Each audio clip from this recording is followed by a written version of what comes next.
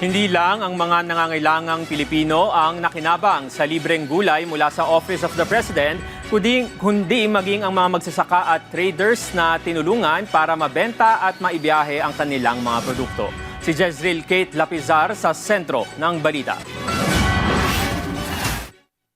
Ikinatuwa ng mga magsasaka sa Benguet Agri-Pinoy Trading Center ang pagpunta ng mga kawani ng Office of the President upang bumili ng sari-saring gulay na ipapamahagi ng libre sa mga lalawigan ng Apayao at Abra. Ayon sa kanila, sa gitna ng kasalukuyang krisis, malaking ginhawa ang inisyatibong ito dahil nakatulong ito upang hindi masayang ang kanilang mga pinaghirapang ani at maibenta ang mga produkto sa mas maayos na presyo. Salamat po sa pagdating ng mga staff ni Presidente. Bumili ng gulay dito sa amin sa presyong hindi yung talagang lakaran dito. Nagdagdag naman po sila ng mga presyo kaya nagpapasalamat yung mga kasama namin dito na mga katulad namin, market facilitator at sa mga farmers. Umabot sa 40 tonelada ng gulay ang nabili mula sa mga magsasaka. Kabilang sa mga ito ang repolyo, patatas, radish, broccoli, cauliflower at iba pang highland vegetables na direktang kinuha sa mga lokal na producer. Umaasa naman ang mga magsasaka na magpapatuloy ang ganitong uri ng suporta upang mas mapalakas pa ang sektor ng agrikultura at matulungan ang mas marami pang maliliit na magsasaka sa rehiyon.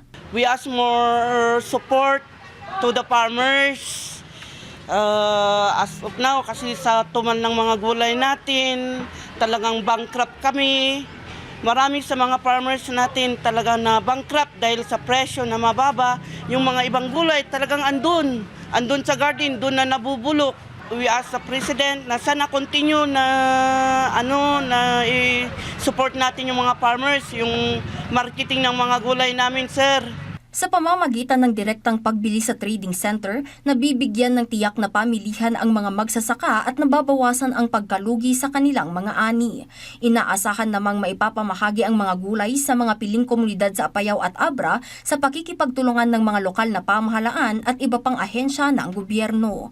Ibinabahagi na sa probinsya ng Apayao ang 20 tonelada ng gulay na binili ng Office of the President sa mga residente. Mabibigyan ng libreng gulay ang 7 munisipalidad sa naturang probinsya.